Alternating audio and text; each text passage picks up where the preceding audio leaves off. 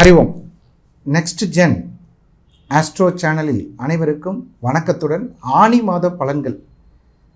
எதுக்காக இந்த ராசி பலன் பார்க்கணும்? இது எல்லாருக்கும் ஒரு கேள்வி. இந்த ராசி பலன் பார்க்கறதுனால என்ன நடக்க போகுது? ஒவ்வொருத்தர் ஒவ்வொரு மாதிரி சொல்கிறாங்க ராசி பலன்கள். சார் இதெல்லாம் பார்க்கலாமா வேணாமா சார்? எப்பயுமே நீங்கள் பலன்கள் பார்க்குறது உங்களுக்கு பிறந்த கால ஜாதகப்படி தான் பலன்கள் அமையும். இப்படி பார்க்குறதுக்கு பேர் கோச்சார பலன்கள்னு பேர். கோச்சார பலன்கள்னால் என்ன அப்படின்னு கேட்டால், கோல் சாரம் இன்னைக்கு கிரகம் எப்படி இருக்குது, ஒவ்வொருத்தருக்கும் பார்த்திங்கன்னா நம்ம பிறந்தபோது ஒரு டிரான்சிட் இருந்திருக்கும், அதுதான் அவங்களுடைய ஜாதகமாக அமையும். இப்போ எப்படின்னு கேட்டிங்கன்னா, இன்றைக்கி ஒரு குழந்தை பிறக்குது, அதுதான் அந்த குழந்தைக்கு ஜாதகம். லக்னம் மட்டும் டயத்தை பொறுத்து மாறும். இப்போ ஆனி மாதத்தில் பிறக்கிறவங்களுக்கு காலையில் 6 மணிலேருந்து 8 மணிக்குள்ளே பிறந்தால் மிதுன லக்னமாக பிறக்கிறதுக்கு வாய்ப்பு இருக்குது. இந்த மாதிரி ஒரு ஜாதகத்தில் லக்னாதிபதி எப்பயுமே கெடக்கூடாது. ஒரு லக்னாதிபதி கெடுறதுன்னா அப்புறம் அந்த ஜாதகம் சரியில்லாமல் போயிடும். இதுதான் ரொம்ப ரொம்ப முக்கியம். இப்போ நம்ம சொல்ல போகிற ஜோசியம் ராசி பலன்கள் சுகர்நாடி முறையில். சுகர்நாடிங்கிறது என்ன அப்படின்னு கேட்டால், சுகர்ம முனிவர் அப்படின்னு சொல்லக்கூடிய ஒரு அற்புதமான மகரிஷி நம்மளுடைய ராசி பலன்கள், கிரகசாரங்கள், திருமண சம்பந்தப்பட்ட விஷயங்கள் இதெல்லாம் எழுதி வச்சுருக்கார். அந்த சுகர் பிரம்ம ரிஷி என்று சொல்லக்கூடிய சுகர் பிரம்மர்னு பேர். அந்த பிரம்மருடைய அனுகிரகத்துப்படி இந்த ராசி பலன்கள் சொல்லப்படுது. இப்போது நிறைய பேருக்கு என்ன டவுட் இருக்குன்னு கேட்டிங்கன்னா, ஏன் ஜாதகப்படி நிறைய பேர் சொல்கிறாங்க ஆனால் நடக்க மாட்டேங்குதுன்னு ஒரு கவலை இருக்கும். அதுக்கு தான் பிறந்த கால ஜாதகத்தை பார்க்கணும். பிறந்த கால ஜாதகம் என்பது என்ன அப்படின்னு கேட்டால், நீங்கள் பிறக்கும் போது இப்போ ஒரு உதாரணமாக ஒரு டேட் ஆஃப் பர்த் வச்சுக்கோம். 22/7/1989 88 ஏதோ ஒன்று, இந்த டேட்டில் ஒரு டைமில் பிறந்திருப்போம். அந்த ஜாதகப்படியான கணிப்புகளை நீங்கள் கரெக்டாக பார்க்கணும். என்ன தசாபத்தி, என்ன நட்சத்திரத்தில் பிறந்திருக்காங்க, என்ன யோகத்தில் பிறந்திருக்காங்க, என்ன திதியில் பிறந்திருக்காங்க, என்ன கரணத்தில் பிறந்திருக்காங்க. இதைத்தான் பஞ்சாங்கம் அப்படின்னு சொல்லக்கூடிய 5 விதமான யோகமாக சொல்லுவாங்க. பஞ்சாங்கம்னா என்னென்னு உங்களுக்கு தெரியும். கிழமை, என்ன கிழமையில் பிறந்தாங்க. கிழமையில் பிறக்கிறதெல்லாம் முக்கியமாக சார்? கண்டிப்பாக முக்கியம். கிழமநாதன் கிடக்கூடாது. நீங்கள் எந்த ஜாதகத்தை எடுத்து பார்த்தாலும் நீங்கள் எந்த கிழமையில் பிறந்தீங்களோ அந்த கிழமைநாதன் கிடக்கூடாது. சரி, கிழமைக்கு அப்புறம் என்ன? நட்சத்திரம் தெரியும், எல்லாருக்கும் தெரிஞ்ச விஷயம் நட்சத்திரம். திதியும் தெரியும்.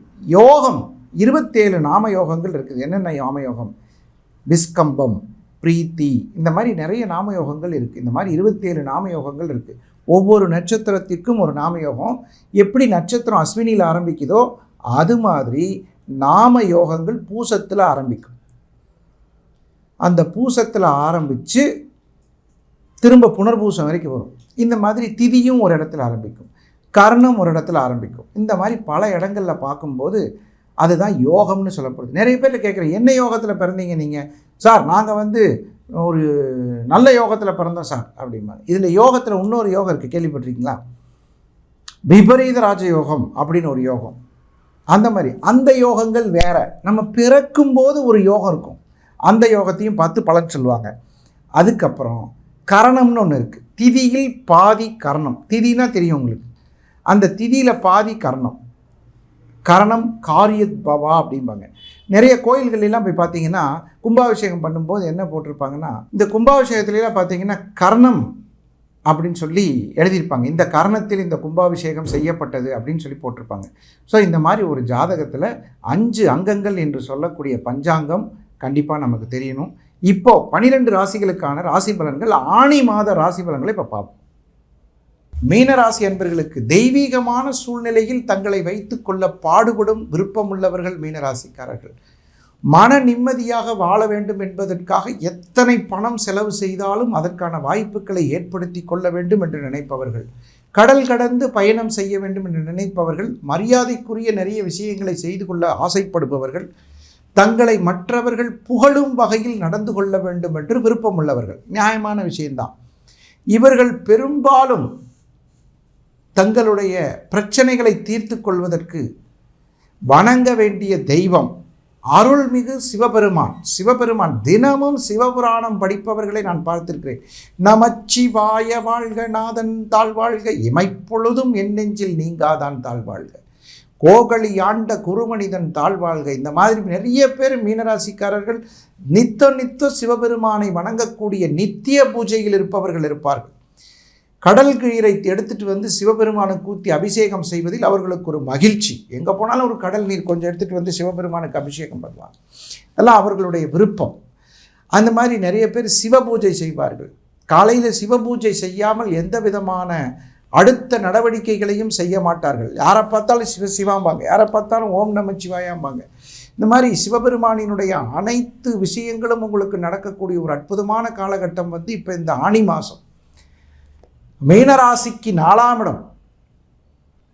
தாயின் உடல் நலனில் அக்கறை தேவை, இடமாற்றத்தில் அக்கறை தேவை. திடீரென்று வேலை மாற்றம் வருவதற்கான வாய்ப்புகள் இருப்பதனால் கவனமுடன் வேலையை செய்து கொள்வதற்கு மிகவும் அவசியம்.